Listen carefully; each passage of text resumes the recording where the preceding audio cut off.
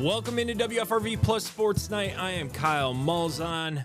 Doing this solo, I usually have Carson Fowler or Cameron Nazaire with me, talking everything in the green and gold and everything in Northeast Wisconsin when it comes to sports. But unfortunately, you got to deal with me and me only. All right, let's talk about whatever happened in Chicago. Look, the Packers, 16-6, they were leading with 2 minutes on the clock. And somehow, some way, this Packers team found a way to lose in Chicago. Just an unbelievable, inexcusable way to blow that game when the NFC North is on the line. Look, this place is called Titletown, right? Green Bay is called Titletown.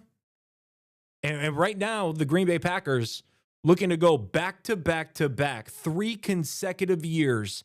As of right now, they are locked in, or they're at the 7th seed in the NFC.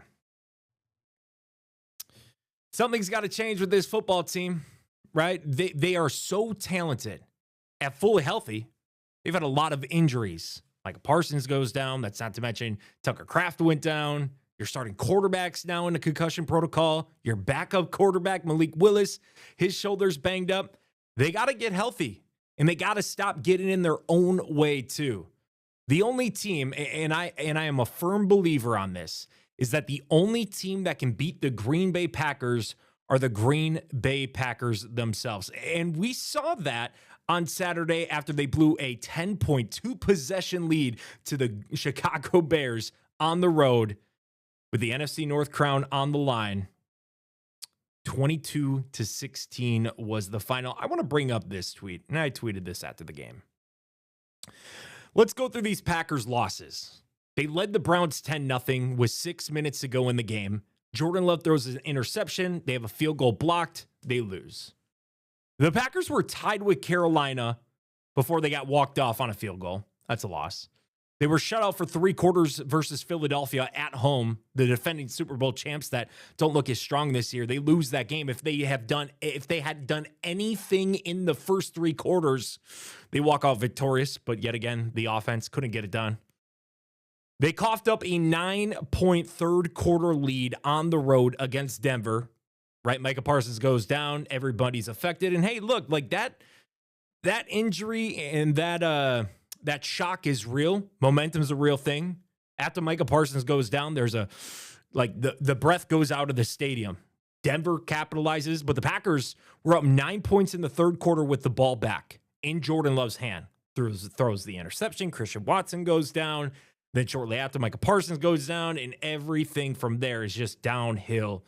And they walk out of Denver with a loss. And then the latest being you blew a 10-point lead under the 2-minute warning to Chicago, and you lose in overtime. Onside kick, you couldn't recover it, right? You fumble in overtime, hand it over to the Bears, and it's Caleb Williams connecting with DJ Moore, beating Keyshawn Nixon. And now this team, right, this team that we thought were Super Bowl contenders, they're going to get in the playoffs.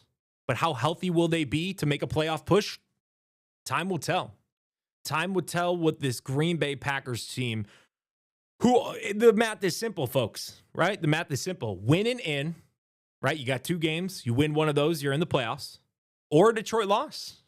The Green Bay Packers played the, Baltimore Ravens at Lambeau Field on Saturday. They could take the field already with a playoff bid under their belts because the Detroit Lions play on Thursday Night Football on Christmas against the Minnesota Vikings. And it's going to be so weird, isn't it? That you're going to be at the house with your family, your loved ones. Presents are being passed around. Hadn't been a few cold ones on the couch, and you're watching the Packers, you're watching the Minnesota Vikings take on the Detroit Lions. And if you're a Packers fan, you're rooting for the Minnesota Vikings. That doesn't sound right, but that's the reality. Now, look, the Packers, even though they squandered their chance of being in the driver's seat of the NFC North, they squandered that over the weekend. They could still win the division, but they're going to need a lot of help and a little luck. And they're going to have to take care of their own business before they even rely on any of that. Packers would have to win out. The Bears would have to lose out. But all that matters is getting a spot in the playoffs. And right now, The Packers sitting in the 7th seed. They should make the playoffs. It would take a lot for this team not to make the playoffs. But anything can happen in the NFL. We saw that on Saturday where the Packers kind of just collapse. You go back to the 2014-2015 NFC Championship game, January, of 2015. You think you saw it all, and then it's Groundhog's Day, and you're living it again in Chicago. Now, the stakes weren't as high as that NFC Championship game out in Seattle, but the script was pretty much the same. Brandon Bostic, who's a great man, by the way, who was ridiculed by this fan base and for indisputable reasons, and he went through it mentally, came out on the other side, but he doesn't come away with the onside kick. Neither did Romeo Doubs. And I want to bring up this point. I don't blame Matt LaFleur, and I don't blame Rich Bisaccia. I don't blame the coaching staff for Romeo Doubs not coming away with that onside kick, because it was right there. It was right there for the take, and all he had to do was come down with it. But what I do question a little bit is Romeo Doubs the guy that you want on your onside kick, operation? Sure, he has the best hands in the wide receiver room. He's a hands catcher. That's his strong suit. There's no excuse in why he didn't come away with that. But the onside kick operation is a crash collision course, right? Everybody, short yardage, they're all going towards that ball. Bang, bang, bang, bang, bang. Try to come away with it. You're getting hit a lot.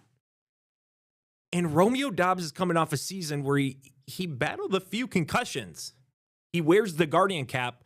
Isn't that something about psychologically that he might not be okay with being in that position? Now, he probably is. But the optics of him being the guy, being in that position, it doesn't really look too good. And it comes down to special teams. You could go, when I said that the special teams has been the culprit of the Green Bay Packers, you'd be like, what year is it?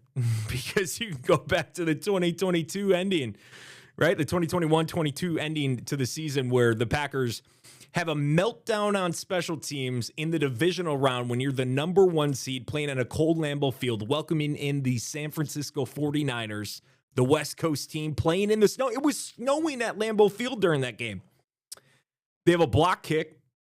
49ers return it for a touchdown. And then Robbie Gould's game-winning kick in that divisional round game. The Packers only had 10 players on the field, right?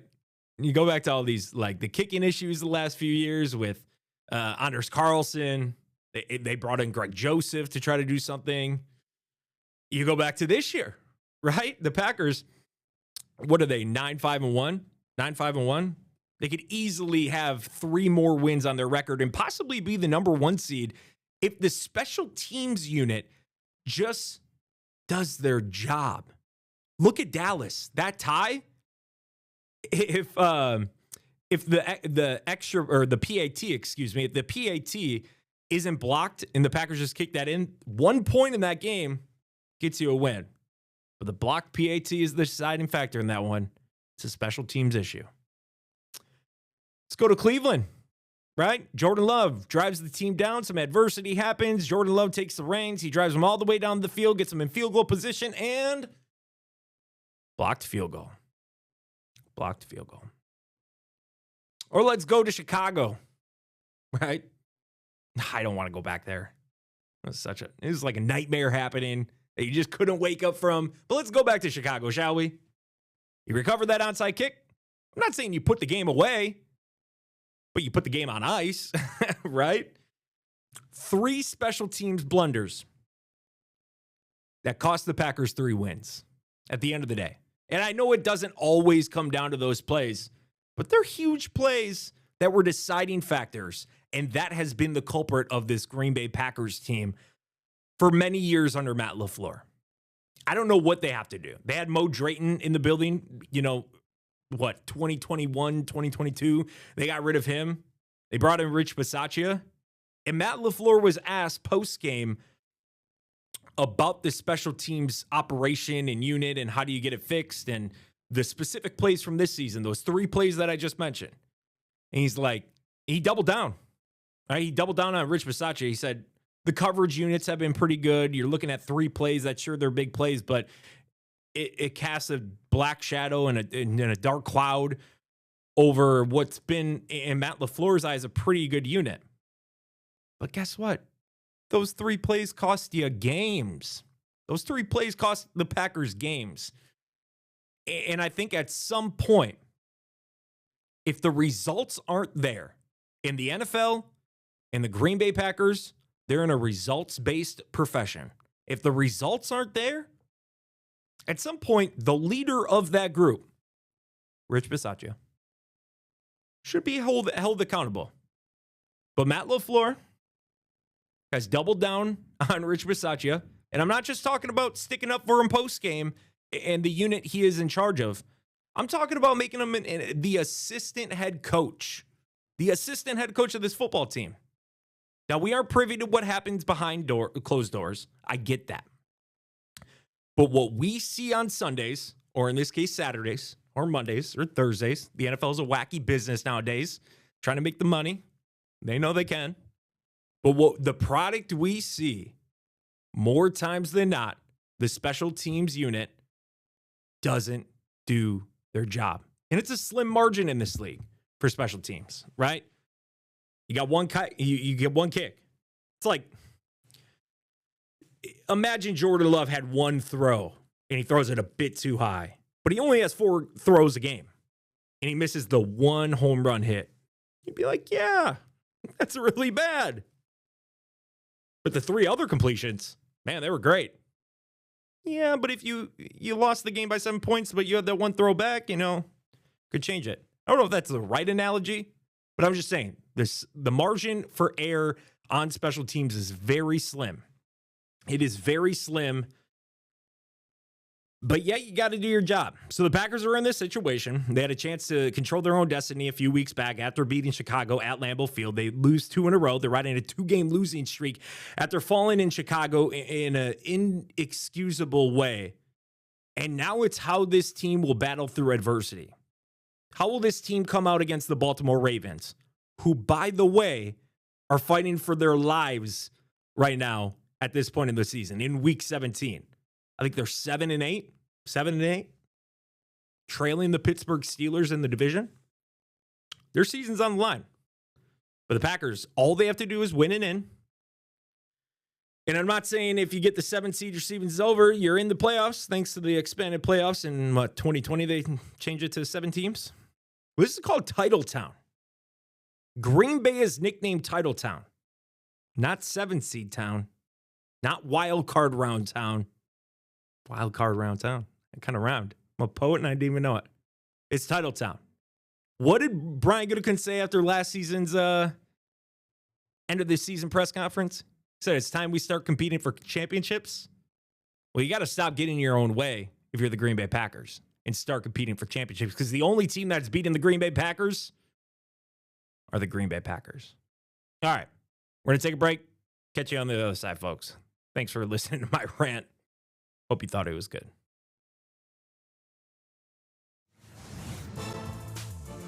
Welcome back into WFRV Plus Sports Night. I am Kyle Malzahn, riding the solo ship, but, let's talk a little sports here. All right, we talked Green Bay Packers a little bit. Now they're going to look ahead to the Baltimore Ravens. And who knows what happens with the quarterback situation. Jordan Love at this moment is in the concussion protocol still. Matt LaFleur addressed to the media today, Matt LaFleur said straight up, I don't really know much about the concussion protocol, and to respect that, I just don't want to get into it. But he did confirm that he's still in the concussion protocol, so that's a thing we have to monitor. Malik Willis, he talked to reporters in the locker room, said if it was up to him, he'd play on Saturday. So while the shoulder is still a little sore, it sounds like Malik Willis might be starting. Now, we don't know if Jordan Love, he could pass concussion protocol, get cleared, medically ready to play, and he'd be in. But it's not a shoulder. It's not a knee. It's not a little tweak to, your body. The NFL doesn't mess with head injuries. Oh, no, they don't. Look, and he has to pass concussion protocol. It's yet to be seen if he will. But Malik Willis has done a pretty darn good job. Malik Willis has done a pretty darn good job of filling in the void of Jordan Love. He's been in so many tough situations. And dare I say, that man is going to get a payday. Jordan Love, no, he's already got his payday. Malik Willis is going to get a payday. It's hard to be a starting quarterback in the league, right? It's hard. It's even harder when you're thrown in a situation as a backup and have to will your teams to victory.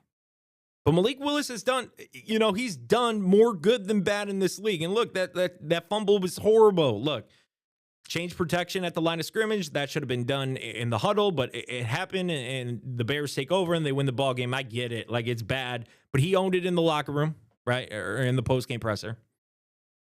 And Malik Willis can win you ball games in this league. And everybody wants to talk about, yeah, the offense, like, it looks pretty darn sharp when Malik Willis is in there, right? It does. I agree with you. But here's the thing. The reality of it is that opposing teams are game planning for Jordan Love as the starting quarterback. So when Jordan Love gets out of the game, opposing defenses don't know what they're going to see with Malik Willis and how much the playbook alters with Matt LaFleur as the play caller.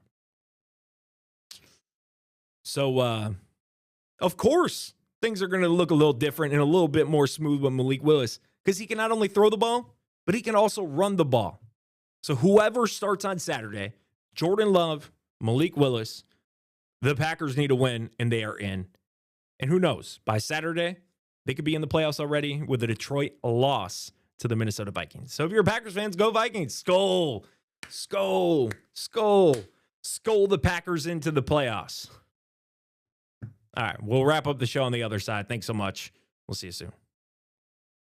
Welcome back into WFRV Plus Sports Night, here to wrap up the show. I'm Kyle Malzahn. We talk Packers and, kind of the gripes and how everything transpired in Chicago, right? Let's switch gears now. Let's talk about the Green Bay men's basketball team. The Fighting Phoenix, baby. The hottest ticket in town in the 90s at the Brown County Arena. The Fighting Green Bay Phoenix. There's a lot of chatter.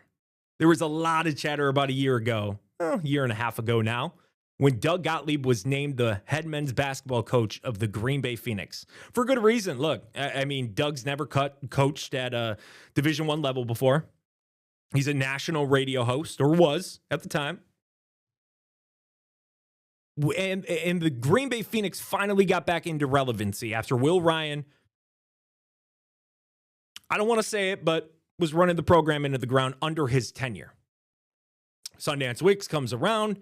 They're a few games away from completing one of the greatest turnarounds in Division I single-season basketball history in back-to-back years. Sundance Wicks has this great energy, and credit Josh Moon. Credit Josh Moon, because right before Sundance Wicks leaves to go to Wyoming, he gets an extension done in UW Green Bay. Because of that extension, Wyoming University has to pay the Green Bay Phoenix $700,000 to get Sundance Wicks into their program. In a world where NIL is so critical, right? Phoenix pocketed $700,000. Now, I'm not privy to where that money's going, but I can only imagine how much that helped this current roster of UW Green Bay. Let's talk about Doug Gottlieb. 4-28, horrible. Horrible season by all measures. 21-game losing streak that led the nation, that created so many headlines, whether that's, Doug leaving for the Super Bowl, whether that's, Doug, his Twitter beef with Adam Schefter, you name it, like very much a terrible year. But give credit where credit's due. And a lot of people want to say maybe it shouldn't have even came to this point. But Doug put his pride aside, and he put his pride and ego aside to quit the radio show.